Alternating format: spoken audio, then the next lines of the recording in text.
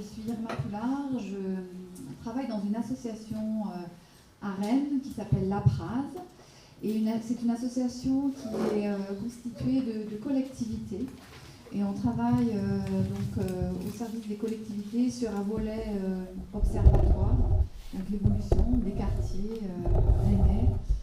Et aussi, on vient en soutien aux habitants sur des initiatives, notamment en gérant des locaux associatifs pour les collectifs d'habitants et les habitants des quartiers, et aussi en gérant des fonds pour ces habitants. Alors, pour moi, ça a été vraiment un privilège de participer à cette co-formation. On est sur... pour moi, ça a été une formation qui n'était pas du tout habituelle, où on n'a pas la posture d'un apprenant habituel. La méthode, les outils qui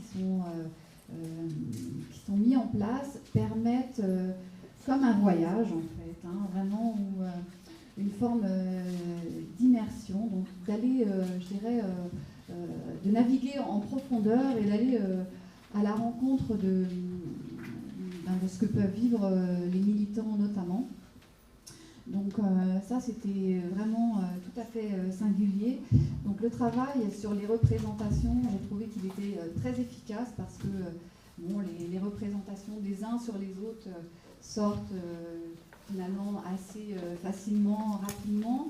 Et ce qui était assez étonnant, c'était de voir le trouble, la gêne ou parfois la résistance qu'on a, les professionnels, à accueillir les représentations que les habitants peuvent avoir en fait sur nos institutions.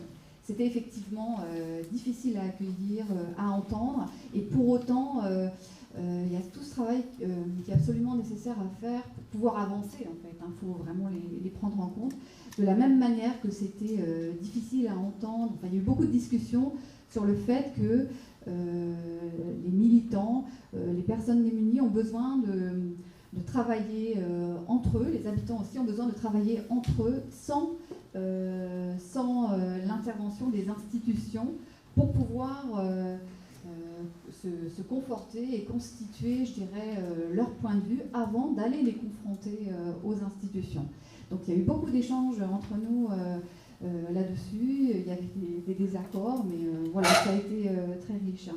Et un moment qui a été, dans les moments qui ont été forts, effectivement, ça s'est ressorti ici, sur cette perception du social, de la trahison, des placements, c'est des choses qu'on sait, mais il y a effectivement cette force, et pour moi, aussi de l'entendre de la part de gens, de personnes particulièrement jeunes, et de voir à quel point c'est encore aujourd'hui toujours aussi vivace, c'était vraiment fort et intéressant.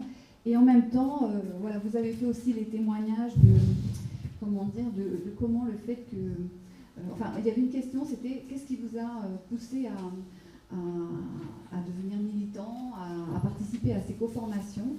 Et plusieurs ont dit, c'est un jour, une personne a porté sur moi un regard positif, une enseignante m'a dit tu peux le faire, et c'était vraiment aussi intéressant de voir comment les regards à la fois négatifs peuvent enfermer, mais aussi des regards positifs peuvent être leviers et déclics. Juste pour terminer, donc ma structure n'est pas partie prenante à proprement parler du conseil citoyen sur la ville de Rennes tel qu'il est mis en place, donc un conseil citoyen à l'échelle de la ville. Ce conseil citoyen est alimenté par des conseils de quartier dans les différents quartiers. Ces conseils de quartier sont composés d'habitants, dont une partie est tirée au sort et une partie sont volontaires.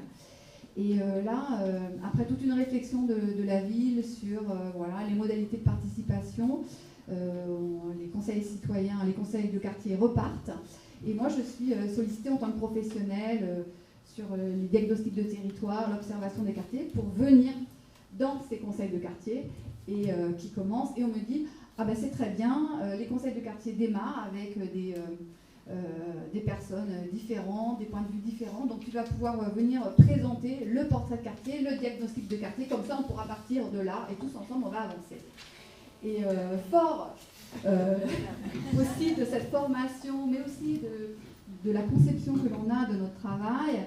En tout cas, la formation nous a aidés, nous a outillés aussi à dire, eh bien, est-ce que pour une fois, là, on peut vraiment travailler différemment? Et nous, ce qu'on souhaite, c'est ne pas venir avec notre portrait de quartier, mais rencontrer effectivement les conseils de quartier et travailler avec des habitants qui sont intéressés sur un portrait de quartier, mais qu'on souhaite élaborer avec eux et qu'à terme, ils pourraient, eux, présenter au devant de l'ensemble du conseil de quartier ou à des réunions plus élargies. Donc, voilà. Et moi, j'ai eu la chance de faire cette formation avec 2 autres collègues qui étaient sur Rennes, donc un collègue qui était dans les services de l'État délégué du préfet et un collègue de la Praz qui quitte la Praz et qui va prendre une direction de quartier. Et donc je pense que dans ce quartier-là, on devrait y arriver. Voilà.